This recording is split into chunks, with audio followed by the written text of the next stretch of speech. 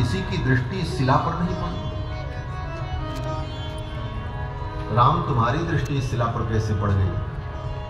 तो राम जी मुस्कुराने लगे, मानो मुस्कुरा करके राम जी कहना चाहते हैं, गुरुदेव, जिसको कोई नहीं देखता, जिसको कोई नहीं पूछता, उसी पर मेरी दृष्टि पड़ती है।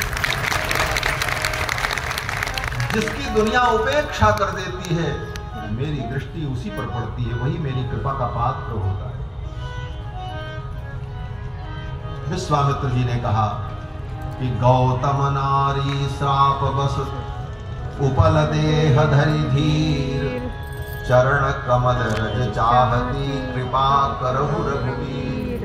हे रघुनंदन, कृपा करो, अपने चरण रज से इस अहिल्या का उद्धार करो। गुरुदेव की आज्ञा हुई तो भगवान श्री राम ने अपने चरण रज से अहिल्या का उद्धार किया, और भगवान की चरण रज पड़ते ही अहिल्या जो शिला रूप में थी वो शिला समाप्त हो गई और अहिल्या सुंदर देवी के रूप में प्रकट हो गई।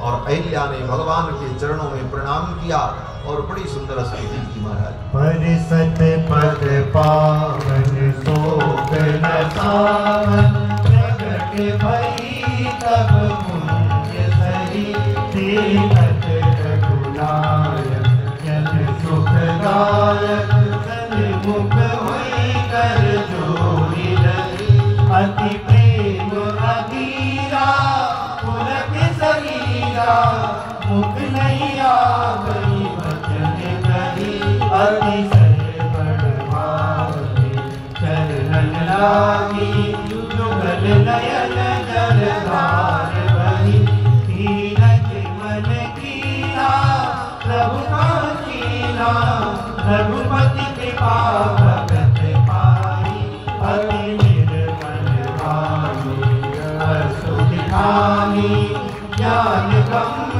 जय रघुराई, पावन प्रभु जग पावन, रावण की पूजन सुखदाई, राजीव विलोचन अब भयमोचन, पाई पाई शरण आई, मुनि श्राप जो कीना अति बल कीना, परम अनुग्रह माना, देखऊं हरिलोचन हरिमोचन, यही नाम संकर जाना, विनती प्रभु मोरी मैं मति मोरी, नाथ नमाको बलिदाना, पद कमल परागा रस अनुरागा, मम मन मधुर करे पाना, यही पद सुन सरिता परम पुनीता, प्रकट भई शिव शीतल, सोई पद पंकज, यही पूजत यज मम सुधरो कृपा हरि, यही माति सिधारी गौतम नारी, बार बार हरि चरण परी, जो अति मन भावा शोभन पावा, के पति लोक आनंद भरी, पर सत पद पा, पर सत पद पा, पर सत पद पा। भगवान के चरण कमल का स्पर्श प्राप्त करके अहिल्या दिव्य रूप में प्रकट हो गई और अहिल्या ने बड़ी सुंदर स्तुति की। अहिल्या ने स्तुति करते हुए कहा कि जिन चरणों से प्रकट होने वाली गंगा को भगवान शिव ने अपने मस्तक पर धारण किया, उन चरणों को कृपा करके भगवान ने मेरे मस्तक पर रखा। ये मेरा महत् सौभाग्य है और आज मुझे लग रहा है कि महर्षि गौतम ने जो शाप दिया बहुत अच्छा किया। मुनि शाप जो दीना अति भल कीन्हा, परम अनुग्रह मैं माना। मुनि ने जो शाप दिया बहुत अच्छा किया। अगर वो शाप न देते तो आज मुझे राम जी का दर्शन नहीं होता। महात्माओं का शाप भी किसी वरदान से कम नहीं होता। क्रोधो विदेवस्य वरेण तुल्यः, श्रेष्ठ जनों का क्रोध भी वरदान के समान होता है।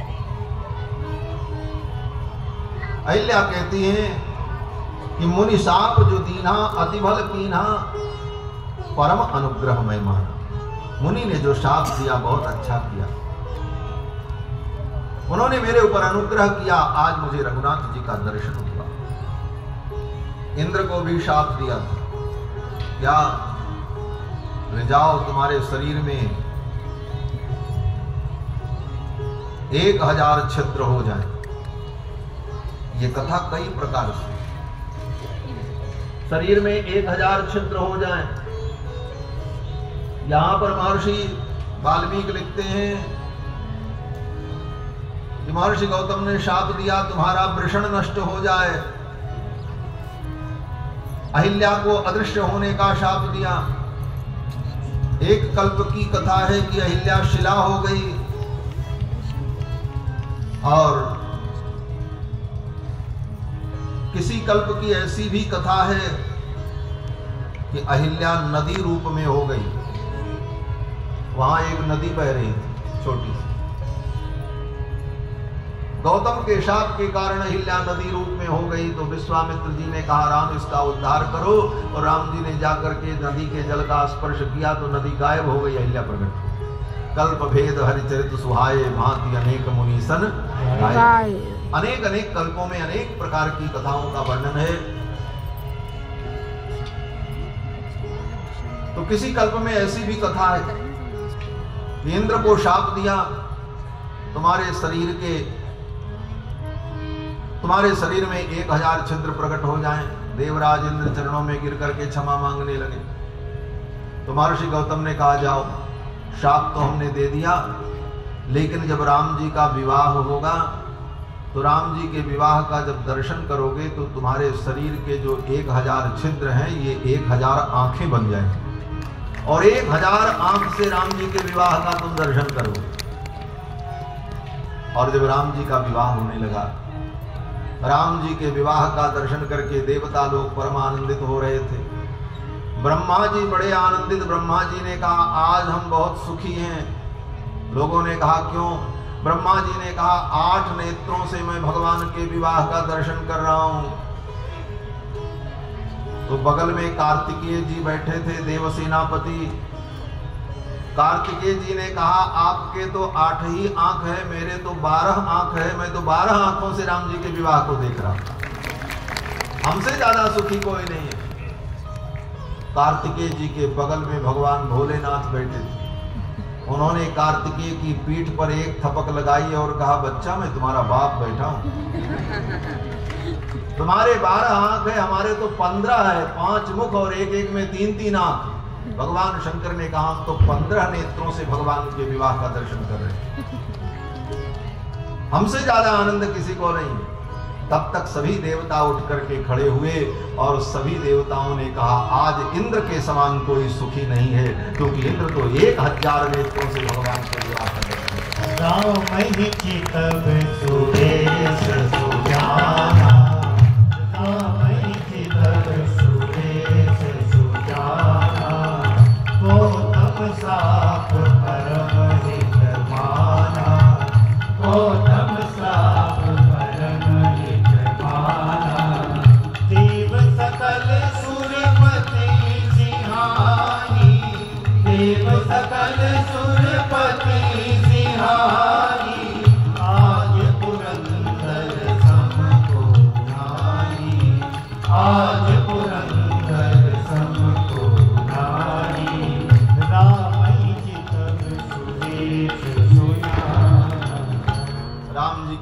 का दर्शन करके देवराज इंद्र को परम आनंद हुआ।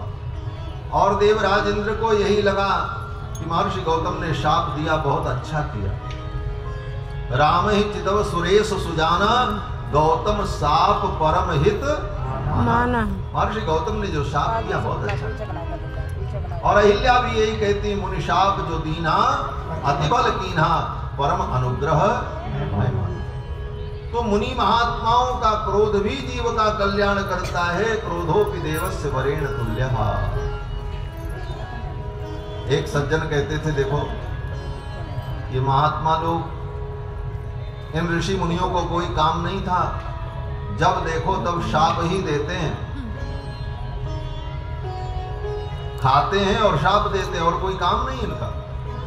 पूरी रामायण पढ़ो, भागवत पढ़ो, महाभारत पढ़ो, सारे ग्रंथों की शुरुआत ही शाप से होती है।